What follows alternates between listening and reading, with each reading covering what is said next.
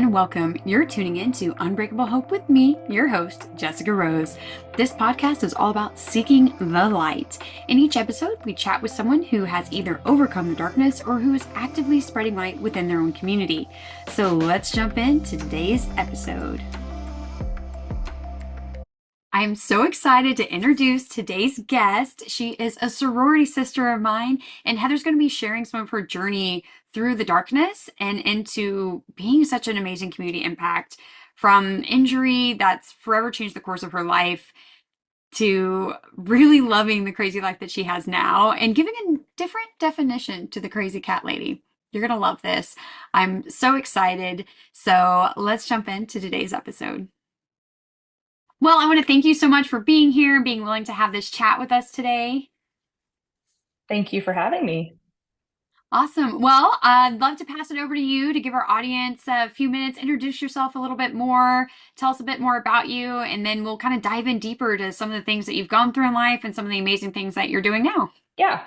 So my name is Heather Powers-Dodrill. 31, and I broke my spine when I was 19. From the time I was a little kid, I wanted to ride horses. I begged my dad every year for a horse. And I finally found a program when I was 14 or 15 that allowed me to ride horses. I rode with them for a while, and then eventually, after years of riding lesson horses, I decided to invest in my own horse. Her name was Fame.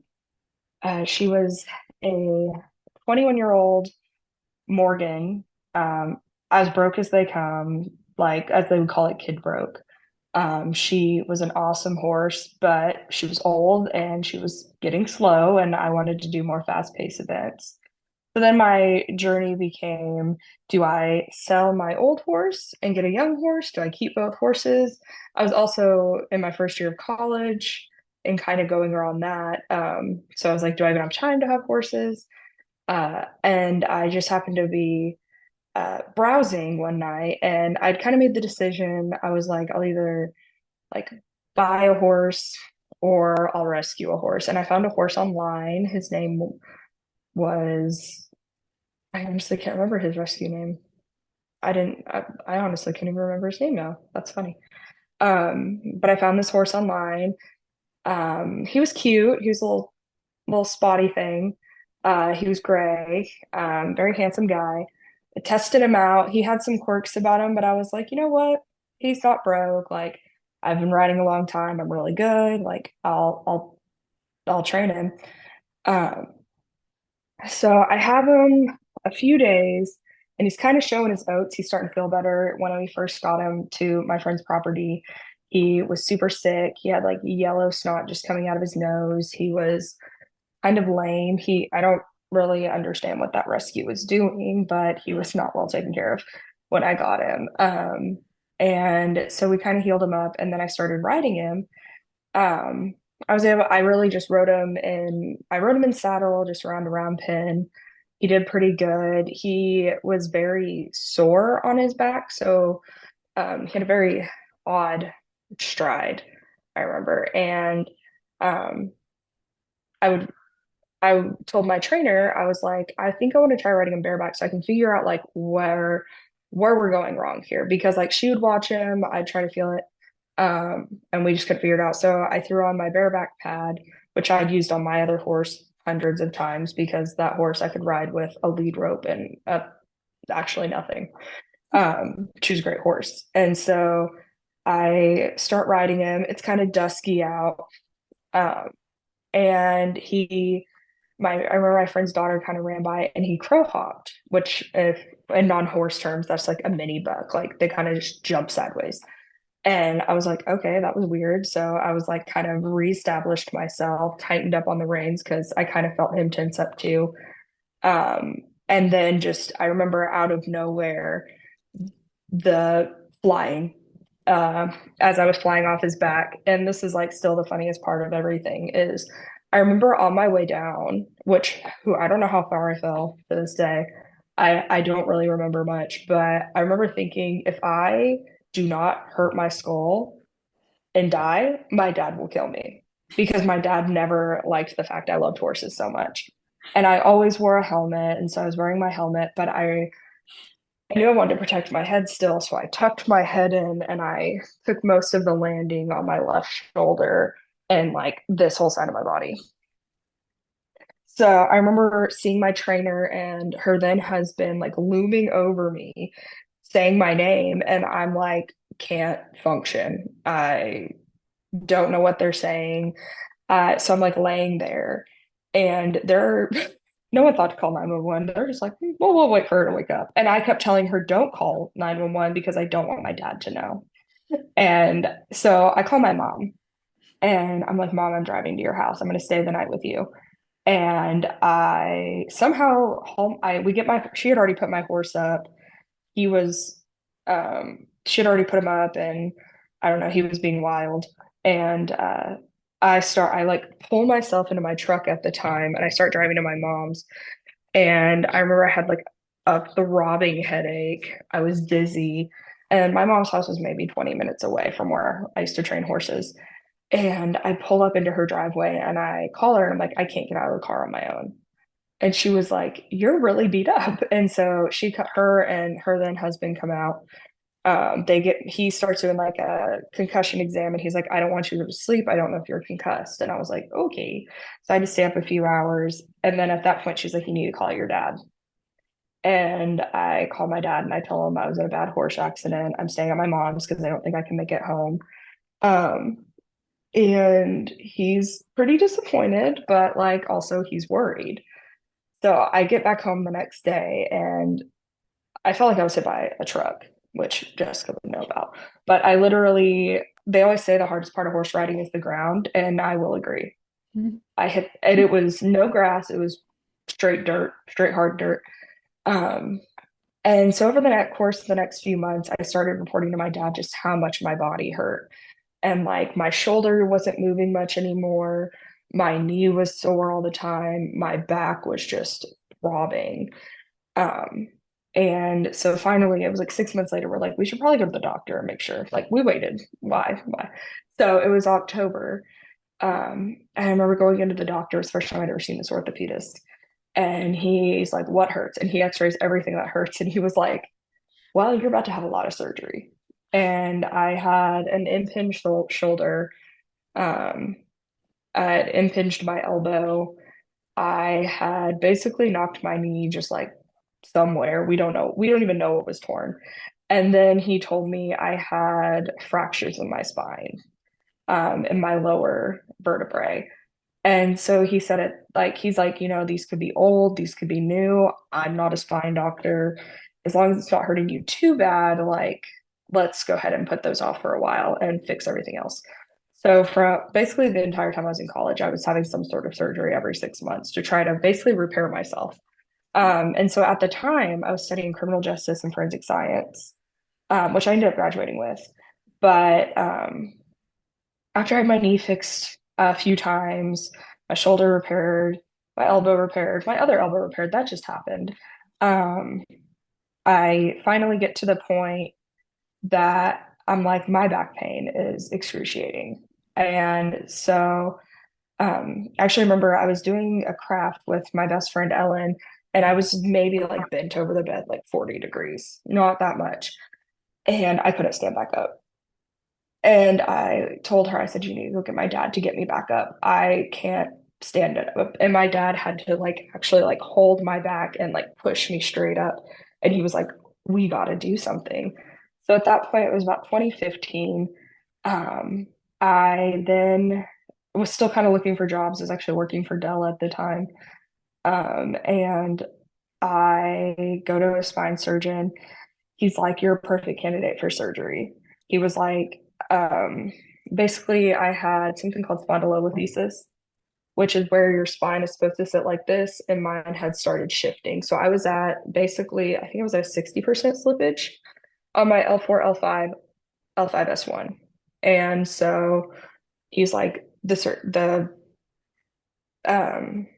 I have to do surgery. I have to fuse your spine. I'm like gung ho, ready to go. Insurance is not. Insurance says I need more physical therapy. I need to do injections. I need to do this. And I'm like, I just want my life back. So I'd already done basically at that point. 3 years of physical therapy on my back to the point my PG was like, I can't fix it. So I did two more types of injections. I think I did facet injections, and I had to do one more, which neither of them, oh, I did do an epidural. Both of them failed. And so it was February of 2016. Can't remember the exact date. We still had not had the surgery approved at this point. My doctor had basically told me, like, you know how you want to be a police officer, be in criminal justice, like that dream's going out the window. He's like, you need to find something else to do. So I'm dealing with this grief of like, I have a broken spine. He basically told me if I don't have surgery, I'll never walk. I won't be walking by the time I'm 30. And I don't even know if my surgery is approved. So we woke up that morning with a text that I got to have surgery. And so we go to the surgery center. Um, it's frigid in the OR. And then I don't remember anything after that, except waking up in the waiting room. Um, so I always joke I had the easiest day. Like I slept for 8 hours. But I ended up with a 6 inch incision in my back and a 6 inch incision in my front, 4 rods, 6 screws, um, and two artificial discs. And so that was 2016, so 8 years ago. Um, a recovery was uneventful. I basically told my doctor I only want surgery if I can live a normal life. I want to pretend like I never had this accident. And he was like, yeah, I will get you to that point. And so during that time when I was injured, I gained 60 pounds, 70 pounds. I don't even remember anymore. I gained a lot of weight. Um, I ended up dropping all that weight after and maintaining about half of it, half of that weight loss. And I, it really was such a moment of like, I did get my life back because I spent most of college not participating in anything. I had to get notes out of a lot of my sorority stuff because I couldn't stand. I couldn't stand for more than 20 minutes. I couldn't sit for 20 minutes. I couldn't bend over and help do stuff. I couldn't, like, if I dropped something, it was gone. It was staying on the ground. Um, I actually had like grabbers. And I remember like the most redeeming moment for me was um I ended up walking a 5K when I was 9 weeks out of recovery. I still had to wear my back brace. Um, but I remember I walked with my dad and like three of my really good friends. And like crossing that finish line was such a special moment for my dad because like he came every day with me and we'd walk and because that's all you can do when you're in spine recovery for the first 12 weeks is walk. And we would walk miles every day. And it was a very big moment for him to be like she's doing it. So then it kind of came to the next part, like, what am I going to do with the rest of my life? Like, I just, went to school for 4 years, got 2 degrees, and I'm not using them. I think at the time I was back I don't even know what I was doing at that point. Um, and luckily for me, my dad is an accountant and he let me work for him for 6 months while I kind of looked for more accounting jobs, decided if I even liked it. I ended up being really good at it. So I ended up going back to school for accounting. Um, and I have been doing auditing now for actually I just hit my 5 years at my job. Um, so that was always kind of funny because I told myself from the time I was a kid I wasn't going to be an accountant. Like my dad was an accountant. I've seen it my whole life. I don't want to do that. And then now it's kind of funny because like that's what me and my dad talk about is accounting. Um, but there was a there's a lot of years in between then where I remember wanting to just like quit or like why did I deserve to break my back? Like why did I have to lose my hobby? I haven't been on a horse since. It's just the opportunity hasn't presented itself. Unfortunately, shortly thereafter, my spine broke. My horse died tragically, my old horse, um, due to a medication error. So there goes my old horse. We took back the crazy one. And so I really just didn't ride anymore. And I was in excruciating pain. And so now it's just like the opportunity's never presented itself, and horses are really expensive. So I'm just, I decided to put my energy into something else and my money because now that my dad wasn't helping me, it was very expensive. Um, so I ended up just kind of taking time to realize like what I was really passionate about. And I fell into, I wanted to work with animals, I knew, but I wanted to be around animals. So I ended up doing a stint in a veterinary clinic, hopefully becoming a practice manager. It didn't work out. And then I landed in accounting. So I decided to foster cats. Much to, I was still living in my dad's house because all the setbacks of life. I was saving up to buy a house. And I remember calling my dad and I was like, don't be mad, but when you come home, there are six more cats in this house. And he was like, what? I was like, don't be mad, but there are six cats and more cats in this house. And at the time, I had three that I brought home from college a few years before. So he, of course, gets home and he's like, you weren't lying. And I was like, no, there are six cats in this house, Dad. So that just started a whole thing. And so whenever I remember I got them adopt well, I kept one, I kept Nugget, and we got the rest of them adopted out. And then more came in. Then COVID hit. So we're in 2020. There's nowhere to neuter cats or spay and neuter cats. So kittens are just rampant. So I take in my first mother cat, goes into labor, gives birth to five kittens. So they're in my house and my dad's house. At this point, I'm like, have plans to buy a house. And then I get another mom baby call, and it's another pregnant mom. So I have two pregnant moms and 10 kittens. And my cat. So I have four cats. So I moved into my first home with 16 cats. And the person I was going to live with, I was like, we're going to have a lot of cats. So eventually we get most of them adopted out or placed. So it's during that whole time, I ended up taking in a few more like stowaways in between them, a few more here and there. Um, and the cat journey is important because I was like, I was just the part I knew I wanted to help animals in any way I could. And I was like, I can be a foster parent, um, a foster mom to cats. And so I ended up meeting my husband in 2021, actually the tail end of 2020. And I was like, the first time I talked, I was like, I'm about to tell you I have a lot of cats. And I don't, he's like, good, I like cats. And I was like, well, that's not normal for men, but cool. I was like, no, I'm not kidding. It's not like one or two. It's like a lot of cats. And so when we moved out, well, eventually we got together. We ended up buying a house together. And when we moved out of my first house, I had, I think, eight cats, a couple of which weren't mine. Yeah. Um, so time went on. At this point, um, we're still fostering cats. And I start bringing up the idea. I was like, I want to hit a number and foster something else. I was like, I'm done with cats. I only had a dog. I was like, I don't really like to foster dogs. And so I was like, I'd always wanted from the time I was a kid to be a foster parent. And that's like such a weird thing to tell someone like I've known I've wanted to do it, but I've always wanted to be a human foster parent. Um, it was like a dream of mine. I just never knew how to start it. So I started presenting this idea to my husband, and he was apprehensive at first because he's like, "What makes you want to do it?" And I was like, "I just want to." I was like, something inside of me says I'm supposed to do it. And so we ended up, I think I hit 50 cats adopted. Um, four of which we adopted, but that's a irrelevant number. Uh, so we hit that number and I started applying to be a foster mom. And my husband was on board at this point.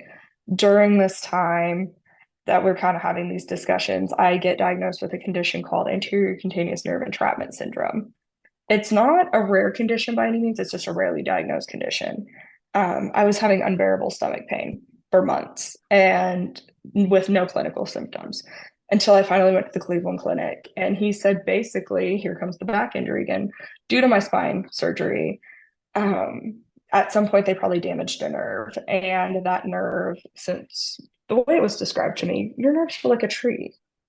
And so they damaged the root of the nerve, and I was getting pain in the branches. And so this nerve is constantly lit up.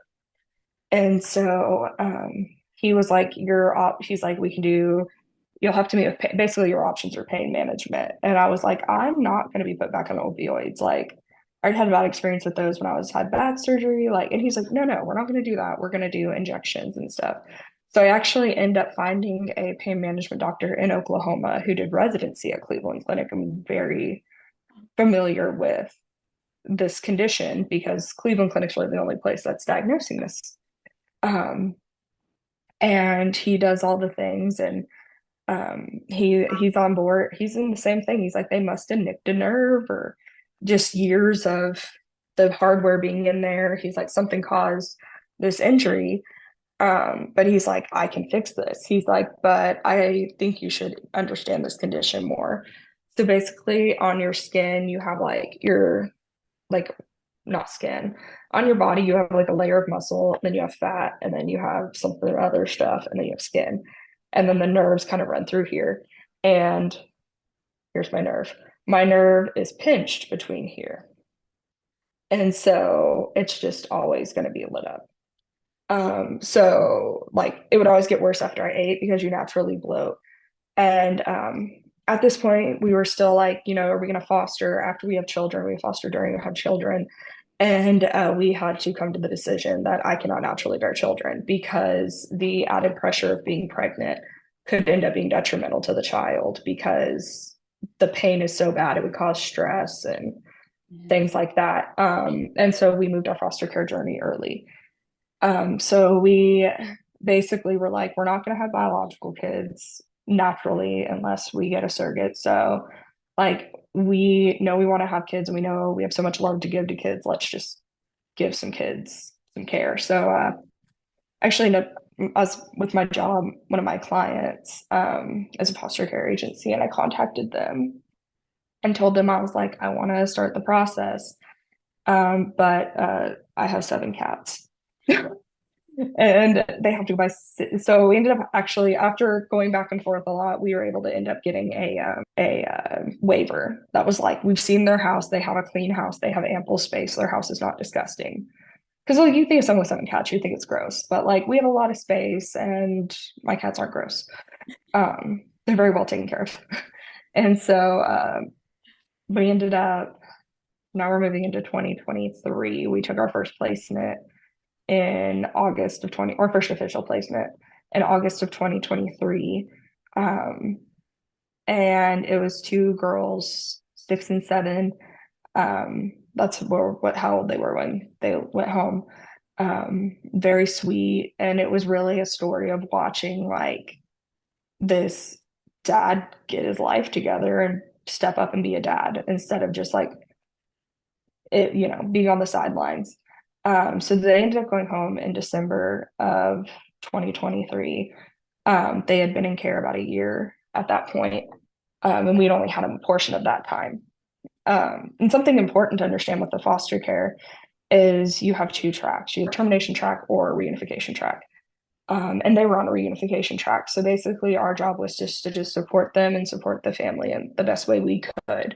I mean, it's probably one of the hardest things you've ever had to do because, like, when I foster cats, like, I enter it like, you know, that they're gone, they go to their new homes, and it's cats. Like, it's very different. And then, you're sending, but I would still have the same anxieties. Like, are they going to be good owners? Are they going to take them to the vet? Are they going to um, and then, when it's kids, you have the same thing going through your mind. Like, are they going to be well taken care of? Are they going to keep it up? And fortunately for us, like, as far as we know, they're doing great. We ended up taking a break for about 6 months. It was the first time you send a foster care home, it's our foster kid home. It's always really hard because you get attached. And I think that's the thing people don't talk about is like getting attached means you're doing a good job. That means you're loving this child and like the way they deserve to be loved. And so we ended up taking 6 months off. Then we opened our home back up in June of 2024. And we now have 2 little, not, again, girls. 1 and 4, and they're just great kids, but it's definitely been a challenge, and it's definitely been a different experience. But it's like all the while, it was just so funny how this whole journey I've gone through with life has all roots back to an accident that probably shouldn't have happened. I should have been more safe on horses. I should have listened when my trainer told me to get off, and I was like, "Oh, I'll be good." I was not good. I should have listened when she told me that horse was going to be nutty. I was like, "It's fine. He just needs love. They don't just need love." He needed a lot more. And this horse had been like in training for 60 days, which is a significant amount of time for a green horse, and he was not okay. So the entire trajectory of my life goes back to that moment. Like I had this whole other plan. Like I was gonna go into criminal justice, and I wanted to actually work for the FBI, in their like fish and wildlife side where they investigate crimes against animals, basically. Or I wanted to investigate crimes against children. I ended up in accounting. So that's kind of funny. But it's nice that like I get to wake up every day and still make a difference in loving these kids that live in my house and still supporting my rescue. I still clean for them. I still help out where I can, go to events, but it's after my last round of ringworm, I needed a break. You have definitely been through so much. I've learned even more about your story hearing it now. And I remember that 5K as you were talking about that. I was like, wow, I really remember that. And I've laughed at a lot of what you've said because I I can really like if I don't die, my dad's gonna kill me. And just still being able to have that love and support through everything. And you've just always had this big heart to serve. And I love your journey. I love getting to see you as a foster mom and you tell me about these kids. And yeah, that's a whole different side of love. And I think there's some people that great for it. Some people it's just not their cup of tea, but the amount of work that you've done to help save lives, furry ones and human ones. I've always loved that about you. You're just instant love and caring. And one thing that comes to my mind though, as you tell the story, I remember my interactions with you and the sorority. And even though you have gone through this life altering event, you wanted your whole life to have a horse, you finally have a horse and you go through all this, then you end up in a really tragic injury that like you said, has completely shifted the shape of your life, you didn't give in. So I'd love to ask what were some of the things that kept you going? Have you really thought about that much? Were there certain people or things, or what kept you moving forward? Because obviously there was dark days, right? We all have them. But what was the light that you kept looking for, seeking for, and to move forward? I've always been like, I want to take credit on myself, like a self-motivated person. And like, I don't like to let my life get me down. But I mean, I also have a lot to thank my dad and my brother for. Like, though I was raised by my dad as me and my brother. My dad was a single dad, and my dad has never given up on us from day one. And so it's just always been my dad and my brother and I. And I remember even on those like hard days where it hurt me to get out of bed, like my dad would just walk in my room and he's like, "Get to class. Like you can't stop. Like keep going, keep going." He's like, "We're gonna get to the bottom of this." He's like, "Something's gonna work." And I mean, my dad was also the person, he would come to all of my appointments with me because I mean, something I've also noticed being a young female with chronic illnesses that were also kind of second to having a traumatic injury is you don't always get listened to. And so, and of course, I'm sitting there and they're like, "What's your pain?" And I'm like a 3. And my dad's like, let me edit that. Her 3 is like a 90. Like she's in pain. She's just full of herself. And so my dad, I remember even they're explaining this surgery to my dad, and I'm like, I'm ready to go. Like, I'm like, I don't even care what you're gonna do. Like, go in there and turn me bionic. And my dad's like cringing, turning white, and he's like, "What are you doing to my child?"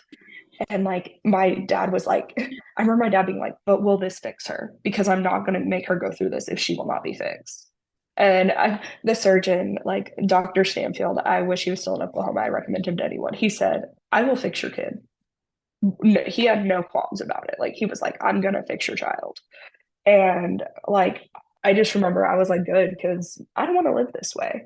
But I feel like I've always been able to make like a good group of people. Like I had my little, and I had my best friend Ellen, and I had you, and I was like, I always had these people who were like standing behind me, and like they didn't see me for being like, I mean, I'm always going to be seen as the one that's been injured because, like, truth be told, I have a connective tissue disorder. So it was like I'm always going to be injured, but it was like everyone always kind of saw past that. Like, and I feel like I've always, since I was very tongue in cheek about it, and I let everyone else be tongue in cheek about it, even when it was like hard on me. It was like, it was just like I didn't want to be sad about it. And of course, there were days where I was like, why me? Like, why did I have to break my back?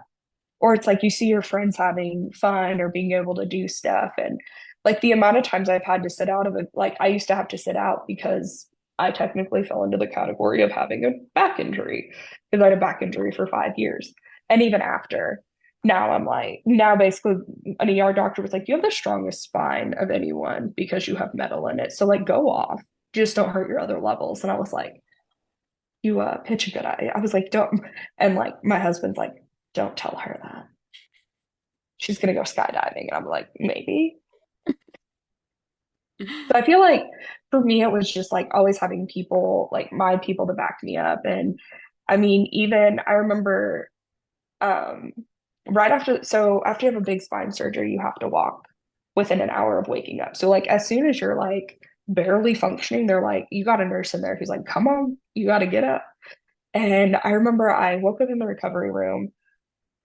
Um, And I remember seeing my dad and this nurse, and the nurse is like, let's stand. And I was like, I can't even see straight. I think there's nine of you. And she's like, get up.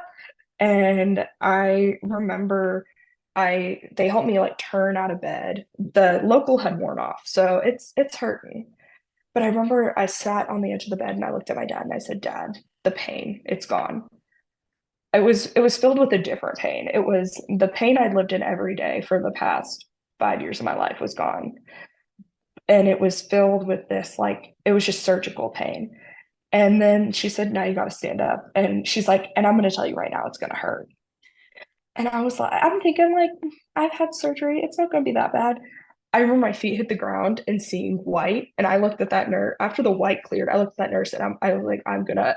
And the emesis bag was on my mouth, and I threw up. And then after that moment, I took my first step, and then I took another one. And I remember just the amount of laps I walked around that surgical center because I was like, let's walk, let's walk, let's walk.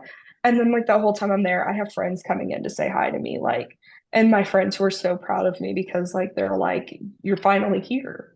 Like, they're so proud I finally found someone to listen. And so, like me and my friend Kate, my little, we used to laugh about the fact that like my show I was watching was Cops. I found a channel that was 24/7 and I was singing the Cops theme song. And then every time she's like, Heather, I'm gonna leave. I was like, don't leave me. And she's like, you've been sleeping, Heather. And I'm like, don't leave me. And then I would start singing the Cops song. And she was like, I really wish I would have recorded it, but like that's just our memory we have. And then like my friends who would come over during my recovery because I was off of work and just like come hang out and just be a friend. I'm like, I'm pretty boring because I can't move and I'm not allowed to drive. So come stare at me, I guess. Um, but I don't know, it was just I just remember my dad was by my side the entire time.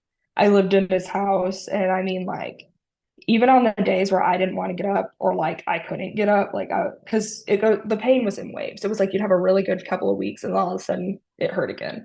And you have more weeks. It was just as everything was growing and molding. And I remember my dad did not let me, like, he's like, you got to go walk.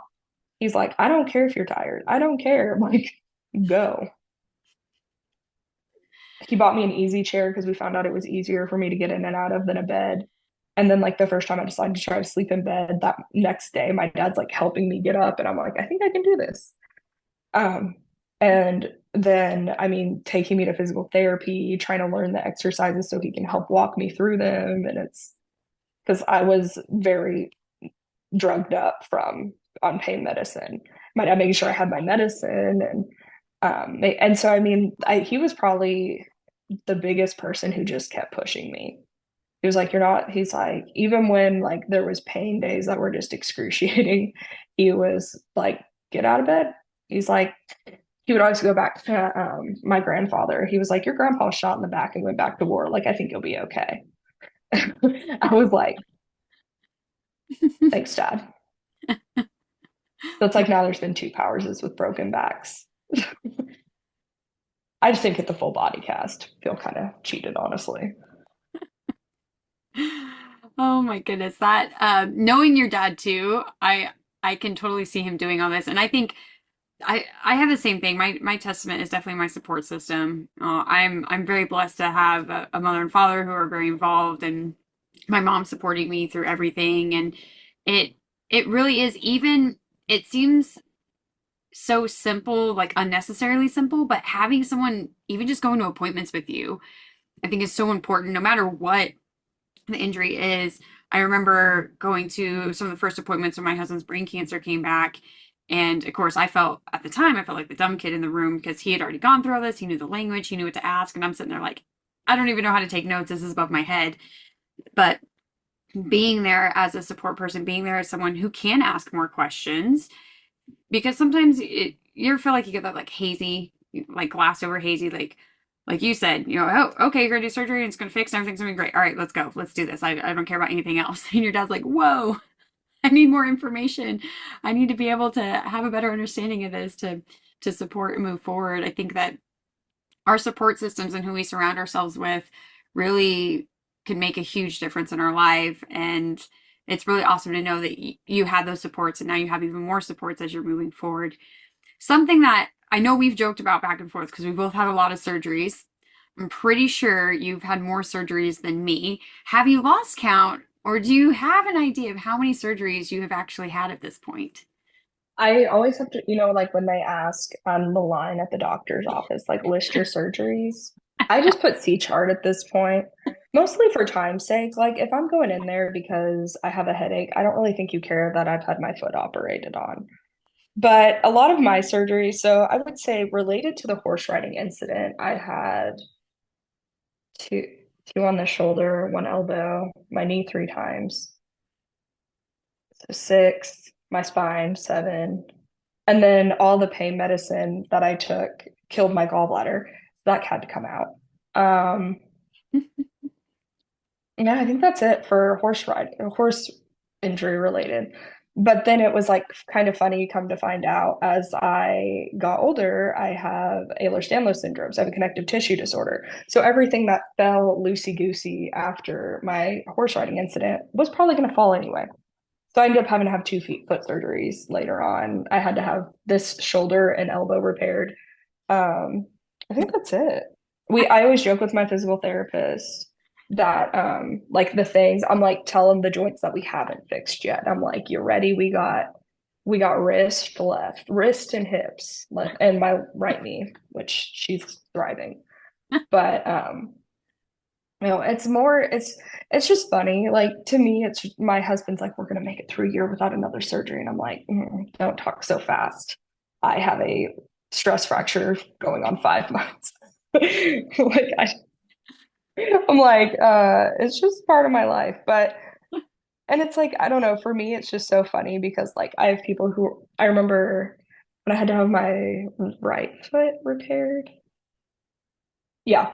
So I actually had a bone that was rubbing against my Achilles. It's a very weird condition, but it's supposed to fuse when you're a baby or fall off.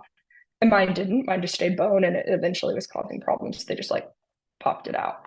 But I remember I had to go to work in Miami, Oklahoma the next day. And I texted my boss and I was like, I promise it will not interfere. And I remember hauling my little scooter out, wheeling into the bathrooms, wheeling down the halls of this casino and like getting my work done because I'm not gonna let it didn't and it's like not to say it didn't even hurt because it probably did hurt. It would hurt the normal person. I mean, the incision's like that long, but like it wasn't a big deal. Like it's kind of funny how it changed my perspective having a major spine surgery. It's like now everything I'm just like I remember when I got my gallbladder out. I went back to work that afternoon because and then I read people who are like out for days and I'm like, we have the same surgery? Because I felt fine. I mean, I didn't feel great, but I didn't feel like I still to this day, I'm like, maybe it's still in there. Like, should we check? Did they actually do surgery? I remember like trying to get my dad to let me drive home. I was like, I was like, Dad, I promise you I can drive. And he was like, No, you can't. I was like, I'll make it. And because my dad drives really slow. And I was like, Dad, if you drive, we're not going to get home until next week. And I told my boss I'd come into work. And my dad's like, What is wrong with you? And now I have this husband who's like, he's just, and it's like another day to him. Like, when we first met, or not when we first met, sorry. Well, actually, when we first met, I just tore my rotator cuff and had to have rotator cuff surgery. So when on our first date, I'm in a sling and like trying to eat fuzzies, which is really hard when you don't have like another, like, you kind of have to hold yourself weird. Um, but then I ended up finding out I had to have my left foot repaired um, from an incident where I rolled my ankle really bad, and it was a whole thing. Ended up having a navicular problem, and this man was like, "Guess we gotta move." He just moved in. He was like, but of course, it was the second day after surgery. I needed something out of the top shelf of the cabinet. He opens the door from our garage to our house, and I'm standing on the counter. I'm not weight bearing yet. I'm on one foot, and he's like, "I'm calling your dad," and I was like, "Call him, see what happens." And my dad was like, I should have warned you. That's where we have a lot in common, and that's definitely one of them. I remember I same thing. I had gallbladder surgery, and I think I went to work the next day, or I had the way it lined up. Maybe it was like over a weekend, and then I was back to work. I had a job interview like 2 days after I had my tonsils out as an adult, and yeah, I had wrist surgery. I had a crushed nerve, and I had surgery on that. And I remember my mom had actually taken me and was going to stay the night with me to make sure I didn't need anything. And I was like, Mom, I'm going to school tonight. And she's like, What? And she was furious with me. What do you mean? I'm like, What? We just got to go watch this documentary in class. I get extra credit to the point I'm already making 100%. I don't even have to take the final. Like, why wouldn't I go? She's like, Because you just had surgery. That's why you wouldn't go. And I'm like, No. I would have been there. Yeah, I think it was, I had a final, I had plenty of credit hours to graduate, but I remember my migraine medicine gave me kidney stones my senior year of college. And I remember waking up and we thought it was my spine just spasming because I hadn't had my surgery yet. And I'm like, Dad, you gotta drive. Like, I hope to never have kidney stones again. I mean, I've had them again, but like, I'm done. And I had a final in this class that I just took, and I was like, I gotta go, but I hadn't passed this kidney stone. And so right before the test, I'm like feeling a little weird. I'm like, I'm gonna go to the bathroom. I pass a kidney stone, a big old kidney stone, in the toilet of the liberal arts building. If you've been to UCO, it's been renovated now, but this was pre-renovation. And I had to dig my hand in the toilet because they tell you to keep it down. I put it in a tissue and I walk into the teacher and professor and I was like, I'm not really going to be taking this test. I just passed a kidney stone. And she was like, Why are you so calm? And I was like, I put it in my purse. It's fine. And then I get to the hospital and they're like, Where's the water? I was like, I, I stuck my hand in the toilet of my college's toilet. Like, I'm so sorry. So sorry. I did not get the water. I remember calling the urologist like so upset about this, and she like the receptionist like laughing at me because she was like, "We really don't need the water. They were just going to test it for blood." And I was like, "Well, I don't think there was any blood, nor do I care. The stone was right there though." And it ended up being like a 5 millimeter stone. And she was like, "Were you okay during the time?" I was like, "Well, I was trying to get back to take my test, so I feel like I was probably just peeing really fast." Just by far one of the weirdest sensations of my life. But just going into that teacher, who I've only ever had this one class, it was an English class. Why'd I take this? Or a literature class. And I was like, I just passed a kidney stone in the bathroom, just like deadpan and sat down. I don't know. It's like always funny when people are like, so what was your most painful thing? And it's like, I always rank my top three most painful were my kidney stones, my that first step after my spine surgery, and getting my tonsils out Mm. when I was an adult. I've never felt pain like that.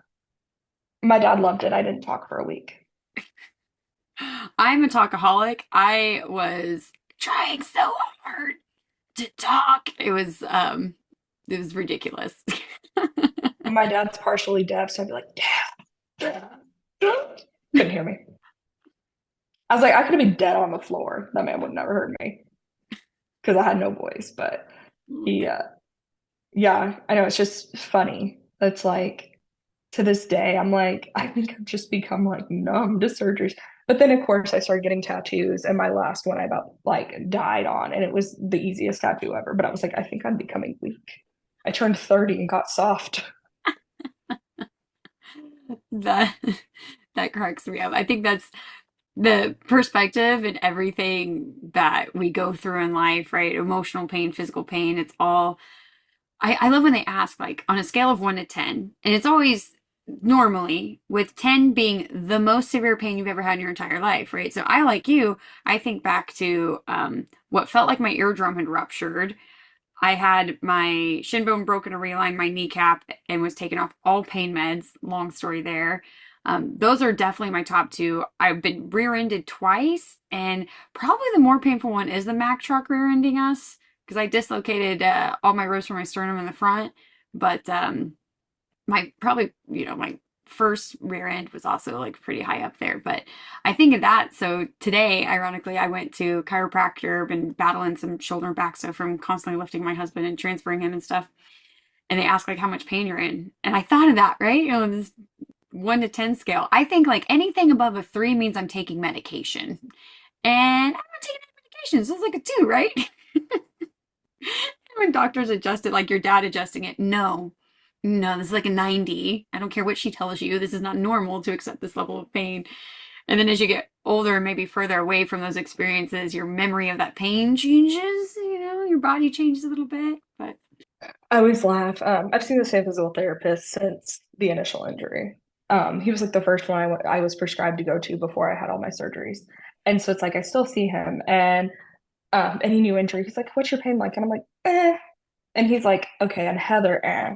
He's like, "Is it more of like a or like a just annoying?" And I'm like, he'll be like poking on me, and he's like, "Does that hurt?" And I'm like, "Yes." And he's like, "Okay, we got a reaction. It does hurt you."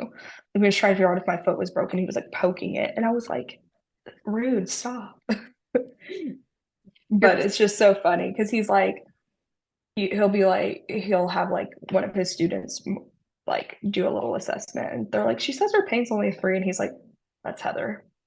He's like, "She could come in here with her leg facing the wrong direction and be like, it's a 5.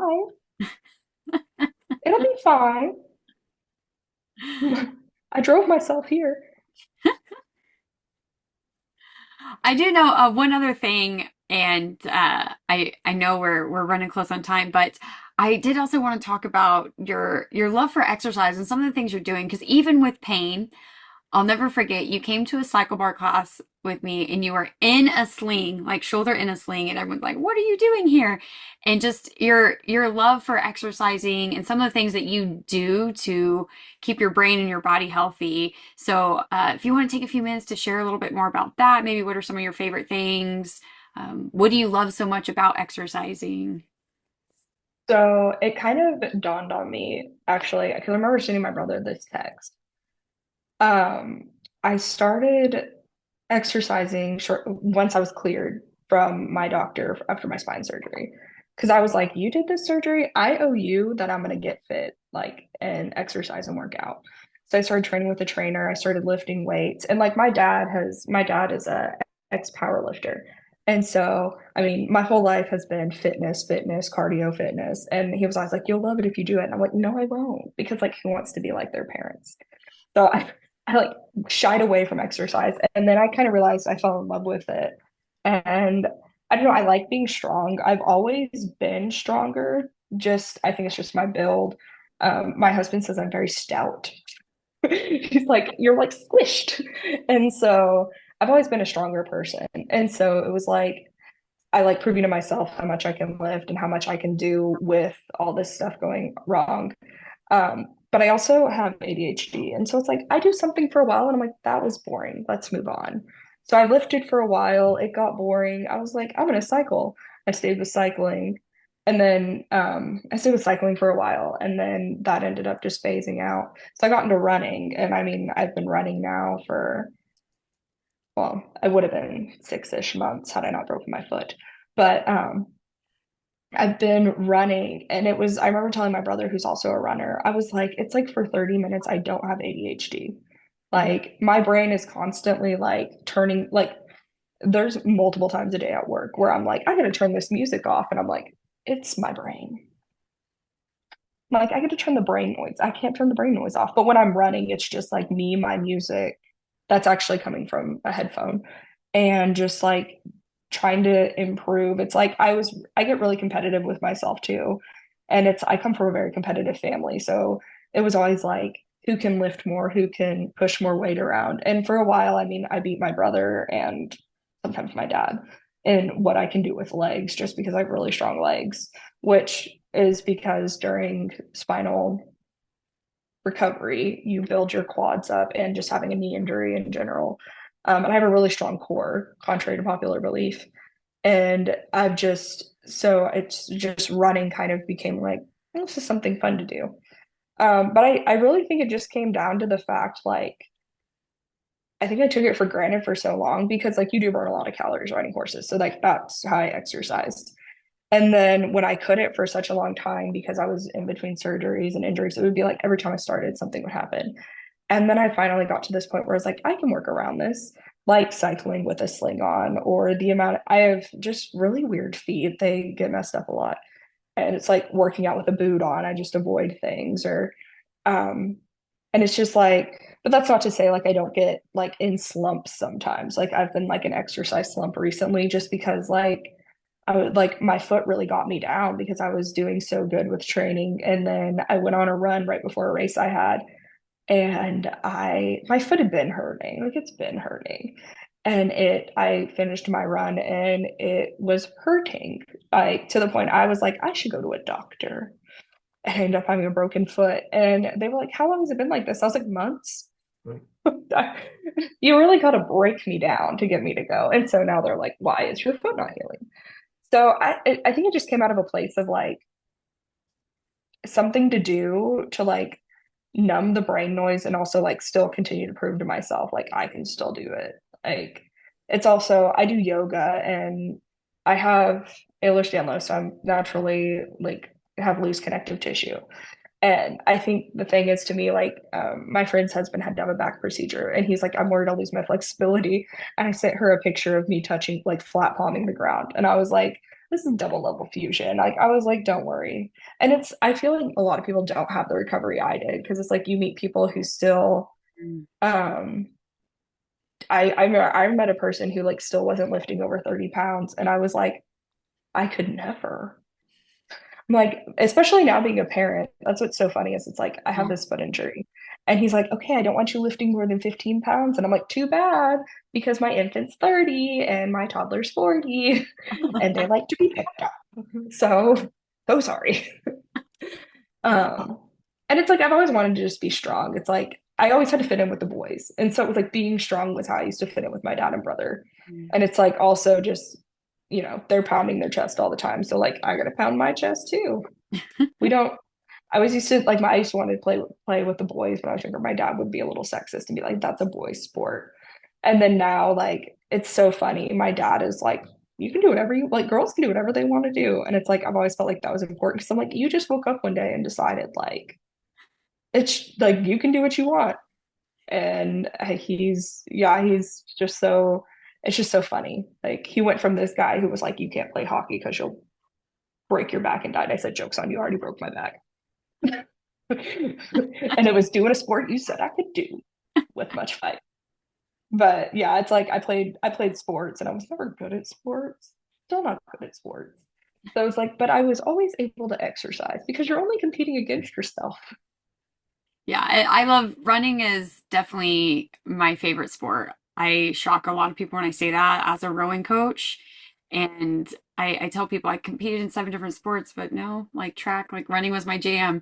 And I always joke that when running, if you run and your mind isn't clear and you haven't solved all the world's problems, then you're not running long enough.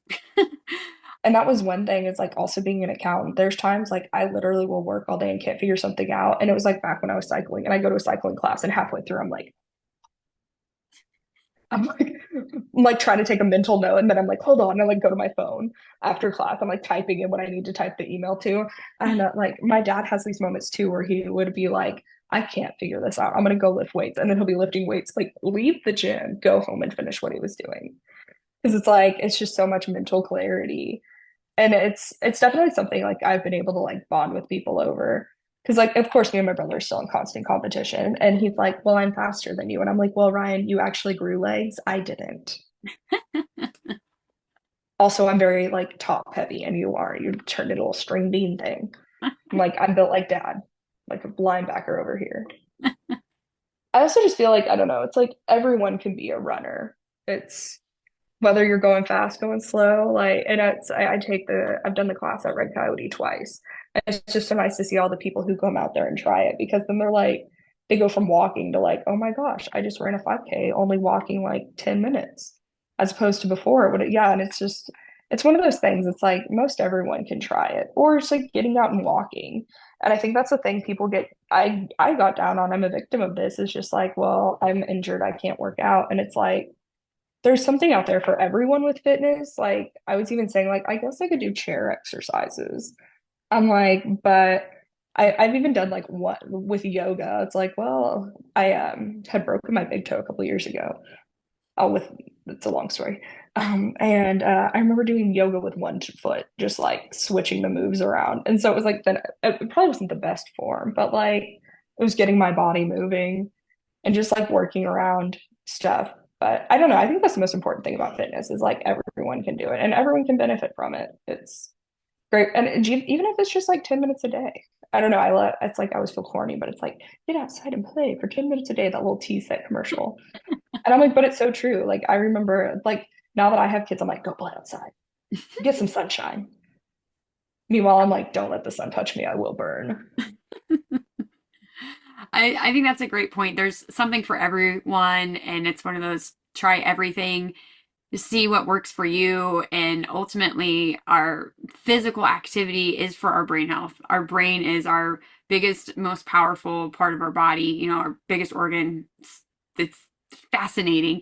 And that's kind of why I started the Fitness Fridays thing, which you were a part of.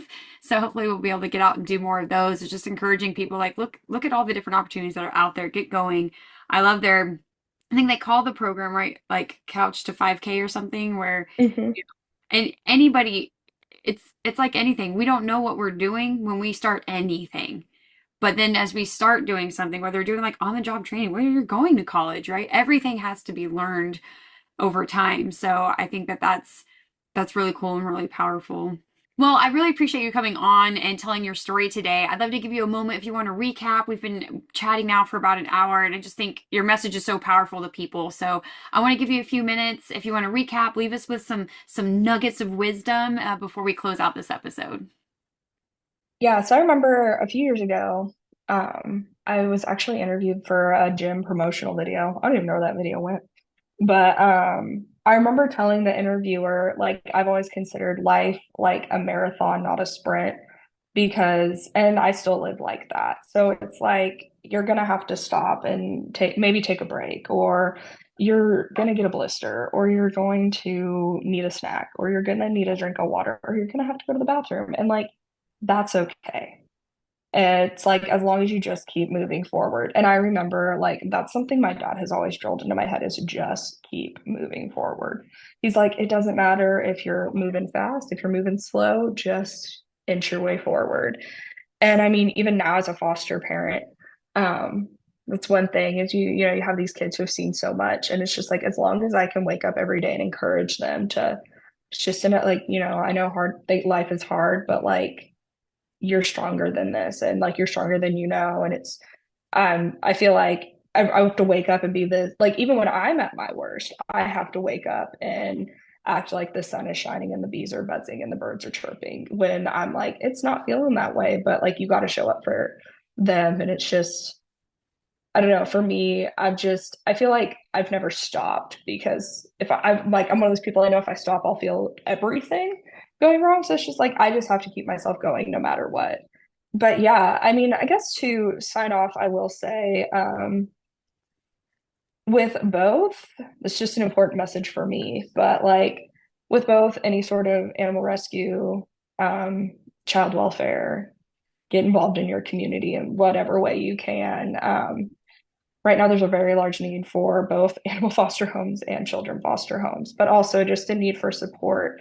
So it's like if you want to take a week and go walk dogs at the shelter, if you want to go, we'll contact your local foster care agency and see if they need help. Sponsor a child on the angel tree as we get closer to Christmas. Like these are the things that you feel like don't make an impact that are going to make an impact in someone's life, even just for a second. And it's like they're so thankful for it. I mean, if it was up to me, everyone would be a foster parent because like I don't like to see the halls of DHS lined with kids, but like it's not meant for everyone. But like everyone can get a group of friends together and go buy Christmas gifts and change a kid's Christmas. Or everyone can go buy a bag of dog food and drop it at your animal shelter. It's like there's things you can do every day to make a difference. And I feel like if we just keep living that way and keep moving forward, like we'll just be good on society. I love that. I think every day we are the change. And this is something I talked about with my guest last week is it's the everyday little things. It's bigger problems. Like you said, the foster care, it's it's bigger problems as to why we have so many kids coming into foster care, but we can still change the lives of a human or a furry creature by simple things, donating time, donating money. So I love that you brought that up.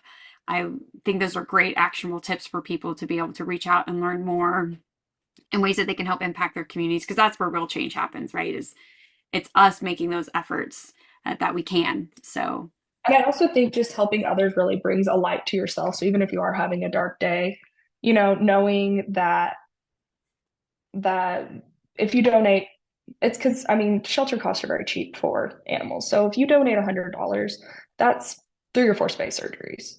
So that's 3 or 4 animals that are potentially off the euthanasia list. Or, they can go collars for $2. You're buying all sorts of collars. And even with foster care, I mean, if you have old furniture, someone needs it. If it's in good shape, and if it's not in good shape, I mean, sometimes it's just having it. I mean, donating with as fast as kids grow, donate your kids' old clothes. Like, don't take it to Goodwill.